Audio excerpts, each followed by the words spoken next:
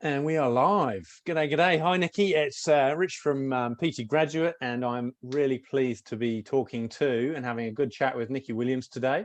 I've got some info here. So you're a group exercise, you do Zumba, you're the owner of Positive Choice, you're the business development manager for Exercise New Zealand. How the hell do you fit it all in, would be my first question. I'm really organised, and I've actually got more and more organised as well. But I think I love compartmentalising, so I keep my time. This is my lunch hour from Exercise New Zealand, so I really split my time up and keep it nice and clean. Got a massive conscience, so that saves that. But also by time slotting, I get my work done. And I do a lot of scheduling. I've learned a lot, this whole technical side of things. You learn how to schedule, and I do all my posts for a month, and then in one go, and then all I've got to do is the weekly and the checking in, and so yeah, I've learned a lot in the past 2 years, I suppose, since I took on this role and had to and wanted to keep my positive choice going, and it needed to evolve a little bit. That's probably the best way to say is organisation and compartmentalising. Yeah. So any tips for people out there who have got a lot on their plate and are struggling with that? It's like, what's the actual nitty gritty that they could sort of take out of that and go, I'll do that. Okay, so that's a really great question, actually, because sometimes I get overwhelmed as well. I don't think that this, it doesn't just always happen. And my husband started recommending that I have lots of brain dumping tools. So if anybody wants any more, please shout. But one of the big ones that I get is a big table or space and an A4 piece of paper for each role that you have, and put that on the top and lay it out so you can see what you've got. And then underneath those, on each of the A4 with the title, write down, say, 3 things that you can do to move it forward, or just get everything out of your brain, put it down, and then you can see what you've got on your plate, and then you can prioritize your time. And actually, I've added some new whiteboards around here. I won't show you because it's quite, but I've got a whole annual whiteboard, and then I've got a daily reminder for stuff. And it's just a matter of keeping it in its boxes. And sometimes the wheels fall off, and sometimes I need to go back to those A4 pieces of paper on the table. So I think it's fair to say it's a work in progress, and it's just finding out what helps you to manage it, I suppose. And sometimes I drop balls. I'm only human. Sometimes I have to go, sorry, Rich, what did I say I'd do for you? I love it. Oh, great. That's great.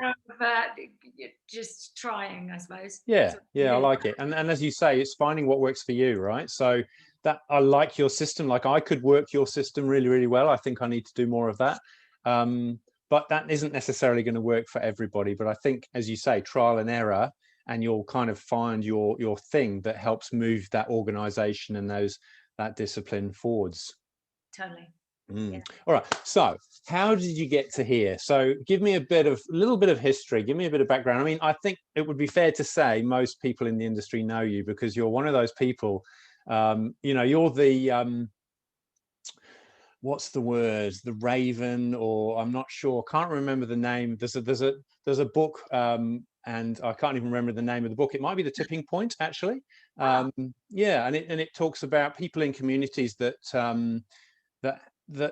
influence that community quite significantly because of their position or their personality or something. And I think that's you in this industry, I think, because obviously so a lot of that comes from personality. You've got this positive, effervescent personality, and that rubs off on everybody. And people like you. You're easy to relate to, easy to get on with.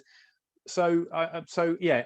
And you're probably in the right place, aren't you? So how did you get to here? I mean, obviously, Positive Choice is a good sort of reinforcement of that, and the fact that you've chosen that as your brand and identity for some of the stuff that you do. So let me get shut up and let you answer the question. How did I get here? Well, actually, I think I think what you just, well, thank you for that, first of all, those kind words. I often get called a connector, and I think my business Positive Choice and how I want to show up to the world has come from how I've got here, really, which has come from a lot of travel. So I've been in the industry 30 years, and for 20 of those, I've been with a military man. So you move. So you don't actually, I've never, this is the first time I've had to build a business, because I've always moved away from a business and reinvented myself, and moved and reinvented and moved, etc. So this is the first time that I've actually been able to put some of those skills that I've collected because I've had to reinvent myself, traveling around the UK, into practice for longevity in business. And positive choice came from the fact that even if the person in front of me doesn't need to or want to work with me, I just want that person to exercise. So who is it best that I get them in contact with? So that might be that my skill set doesn't fit them, or our values don't match, or whatever the reasons. So I've always been okay with saying, oh, actually, if you want to do a body competition, then it's best that you go and see this trainer who works in the same gym with me, or down the road, or whatever. It's regardless of the outcome. And I think that's part of what I do now, is connect people with the right person to keep them in the industry longer. That's really what I'm trying to do in my business role. And if that means I'd love them to be a member of Exercise New Zealand. I love that. I'm passionate about being reps registered trainers and showing up the best that we can. And if that means that you need to speak to another company like an education provider first, and then you come back around to us, that's great. And so if we can just work together as an industry, then we improve our clients' experience, but also our personal trainers' experience in the industry. And it's the same with Group X. You have to have a lot of strings to your bow to have a longer group exercise career. It can't just be one thread. So if I can persuade, say, a Zumba instructor to expand on what they offer, they've got the potential to stay in the industry longer. That's where I'm coming from. Nice. So I think that the fact that I brought into reinventing myself on a 3-yearly basis for a long time, that now I can share that knowledge. So was it that moving around that got you from the UK to New Zealand, that military move? Yeah. So they were looking for my husband's rank, experience, and they just kind of recruited us, because I had to go through a psych evaluation as well. Everybody did. The kids were older, they might have as well. I suppose they were looking at, can this woman actually cope with changing countries if we're taking them out? And then, so they invested a lot of time and energy into us. So I understand that they checked out both the people in the relationship. So that happened 13 years ago. He's out now, so I don't have to keep moving, so that's cool.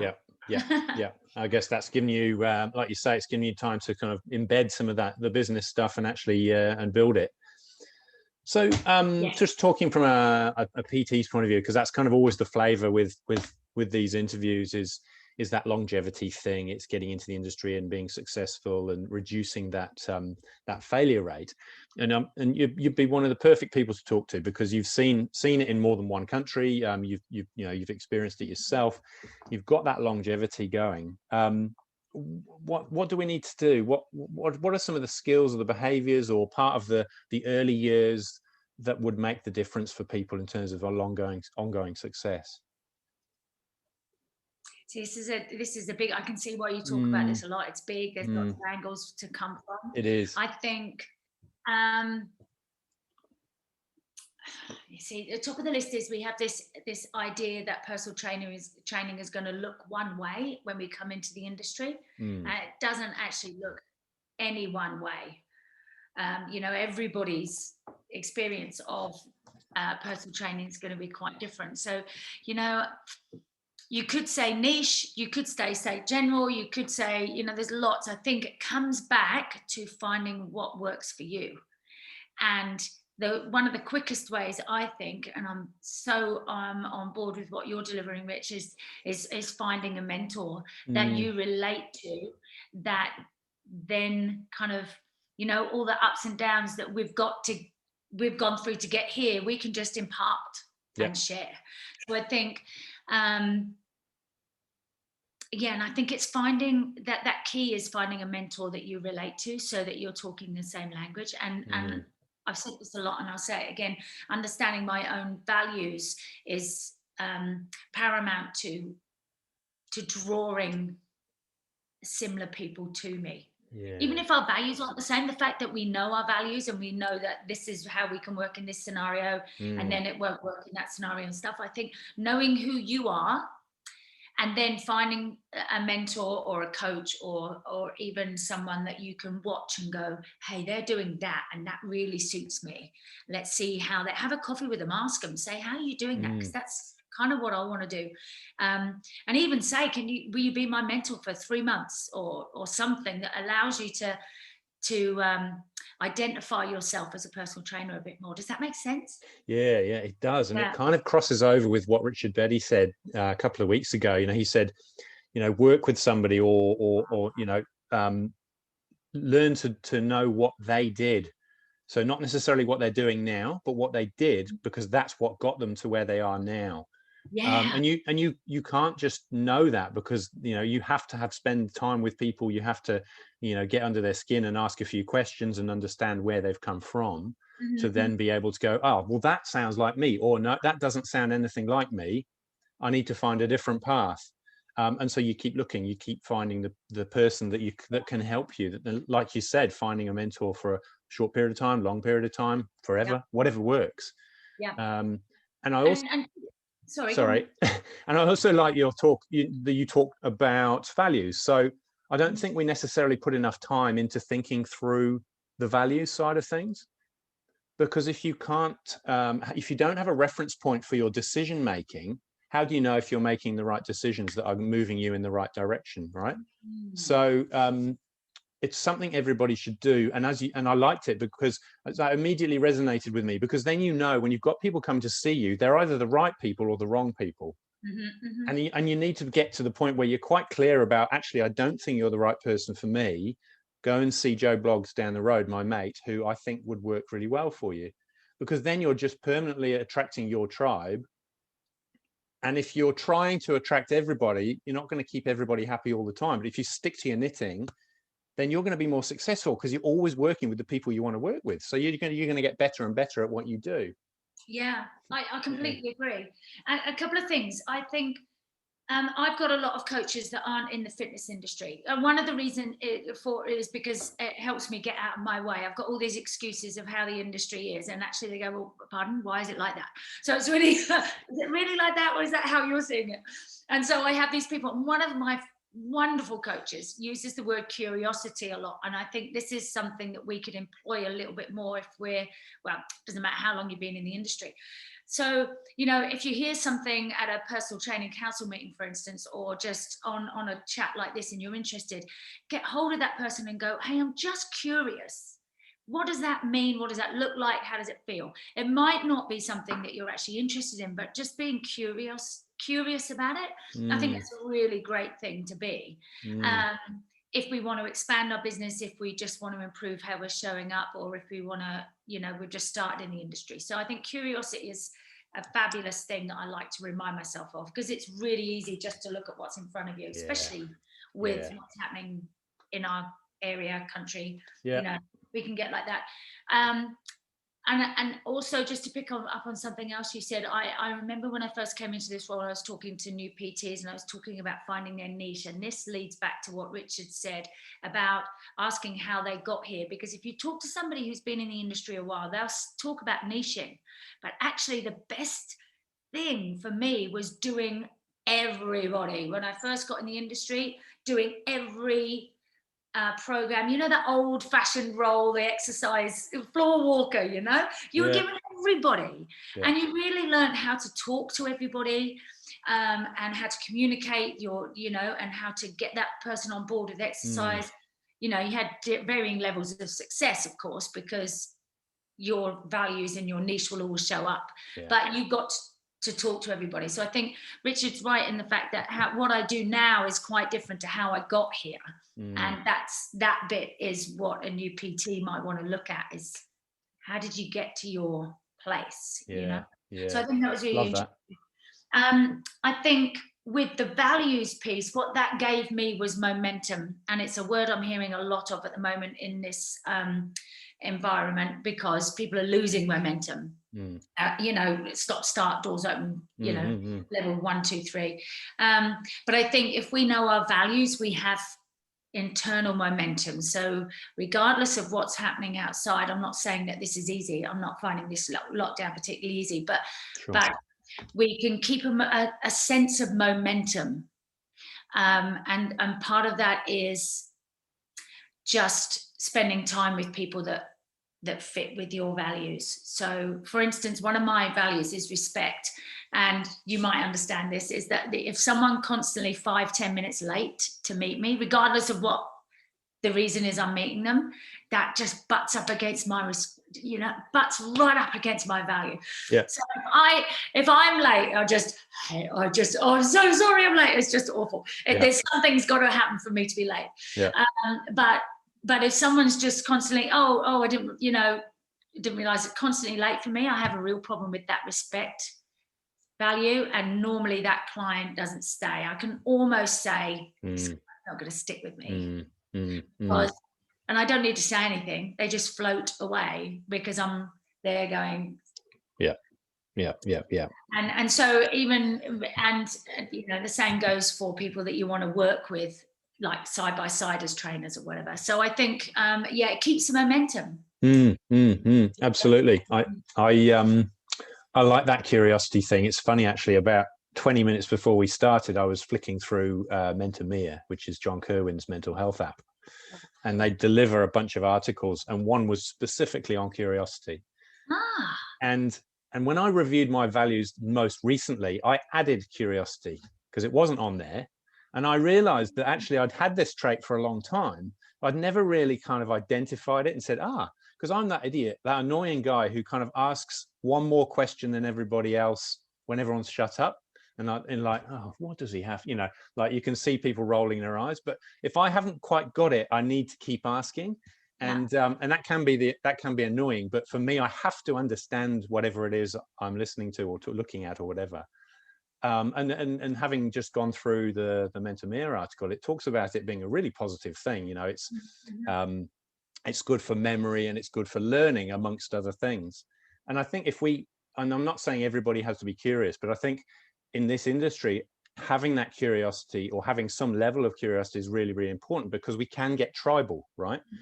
We can get, CrossFit's great or CrossFit's crap, or, keto's great or keto's crap. And nothing's right and nothing's wrong. Again, it's what's important to you. And by being curious, we're staying open-minded to other concepts. Yes. And therefore we have less of this tribal stuff and less of this division. And one of the other things that me and Richard talked about was this industry has got massive opportunities for growth still. But it's not about taking it off somebody else. It's about everybody growing the pie together and keeping your portion of it. But as it grows, your portion will grow too. Yeah. And I think that curiosity thing is an element of that, in terms of not thinking about you're competing with other PTs in this industry, but we're here to complement each other. And you talked about that at the beginning, in terms of sending people to other people if they don't fit. Yeah. And I think, if we're talking about personal trainers having a more colourful career in the industry, I think that's one of the things that's kept me in here so long. It's never, it's always changing in how it looks. And I go and I've tried animal flow, for instance. Did we not do that together? Oh, we did. Yeah. That was a brutal weekend. I was curious. So off I went, and I went, that's really interesting. Not going to deliver that. But I mean, and there's no way that it hasn't impacted how I deliver what I deliver. No way. So there's got so much benefit. But, the same with, I was curious about Zumba. Never done Zumba in my life. This is back when, it's 11 years ago now. So they'd had one qualification in New Zealand, and I was curious. I went to a masterclass the day before I was booked into my qualification, just because I thought I should possibly try it before I went and then did the qualification next. And like you do, and it just kind of, I was just curious. Let's just go and see what that is. I mean, part of that is market driven. Like, I worked for a gym and they said, you're a group exercise instructor, go and get qualified in this so you can teach here. So part of it is driven. But so let's be curious about what, as a personal trainer, what our clients are talking about. So if Mm, clients are talking about a certain type of training, let's go and do one. Let's go and see what it looks like, and see why out of 6 clients today, 3 of them have been talking about going to a chiropractor, for instance. Go and see what that looks like. I've never been to a chiropractor, and I had that happen, it must be 4 years ago. So I got hold of my local chiropractor and said, can I spend half a day watching what you do? Because I'm an osteopath girl, never yep, been to a chiropractor. yep. So she was absolutely open to it. Let me stand in the corner of her office. I asked each of her clients, do you mind if this personal trainer is standing there? No, just out of curiosity, just seeing what they do and how it impacts what we deliver. I mean, that's just, yes, I had to turn some clients off or move them around, but I was so much more able to talk to my clients about their experience and then expand how we could work together. And I work with that chiropractor now, so we refer the systems 2 ways. So I think, let's just be curious about what our people are talking about. Absolutely.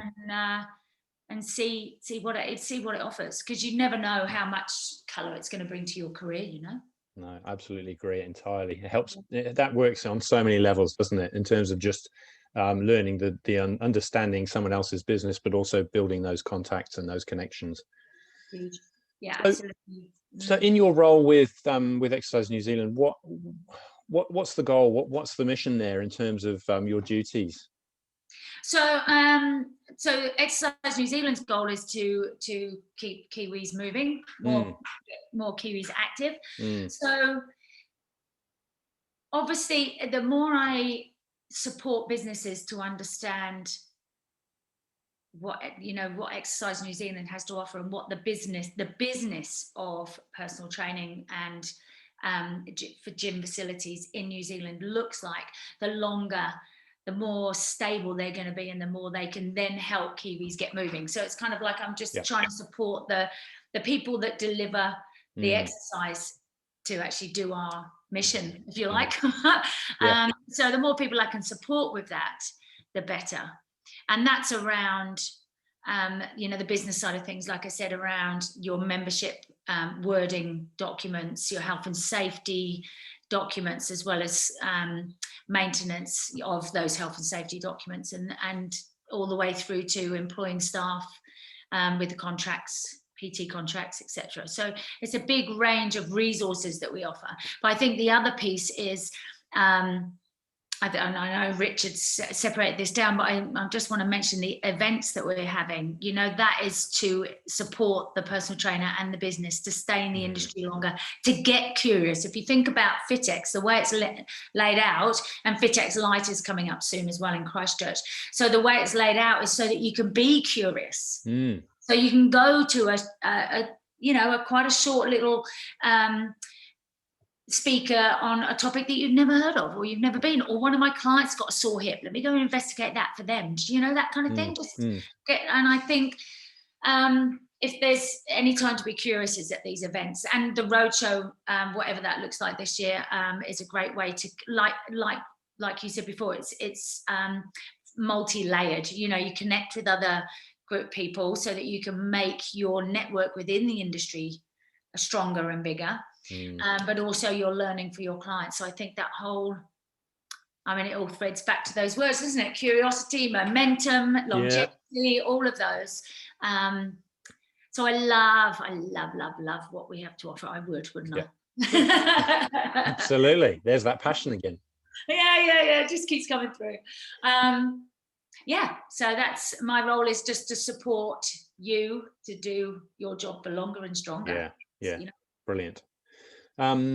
So if people, you're based, so is it, how far, what's your region, what's your geography? Is it outside of Auckland as well, and how far down? All of it. The lot. I'll talk to anybody. I travel as much as I can around Auckland. In normal circumstances, I try and visit a lot.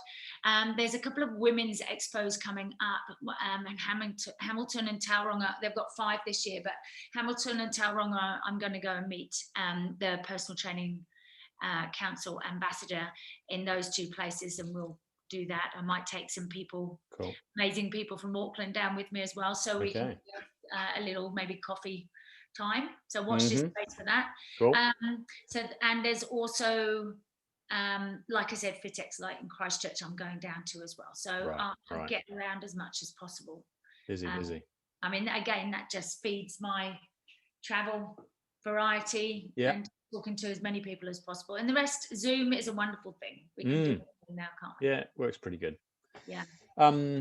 I'm curious. I'm not curious, but I've got that word stuck on my brain now. I'm aware that we're getting out of time, so I don't want to take up too much more of your time. That's my lunch hour, Rich. Yeah, sorry. Right. I'm only having water today. Is there anything I haven't asked that that was on your mind that you wanted to cover? No, I think I'd love more personal trainers to look into their values and the values process and understanding who they are. I was going to say what they stand for, but it's not even that. It's deeper than that. It's like who they are. I think it kind of then influences the name of their company as well as how they show up. It even can, our wonderful friend Matt Norris has a code of ethics, code of conduct in his facility. It even, feeds that. So if anybody's actually, looking at doing their own code of conduct for a Facebook page or for their bricks and mortar, I think their values is what underpins all that. And if you have a look at you're welcome to look at my Facebook community group, because it has my code of conduct down the side as well, based on my values. So I just think it's the bedrock of showing up and showing up with confidence, even if you're learning, and therefore longevity. I can't shout about it enough. Yeah. Brilliant. Awesome. That's great. Good spot to call it a day. Thank you so much for your time. Really been great chatting, and hopefully we can do this again soon. It's always fun. Thank you for having me. Cheers. See you soon.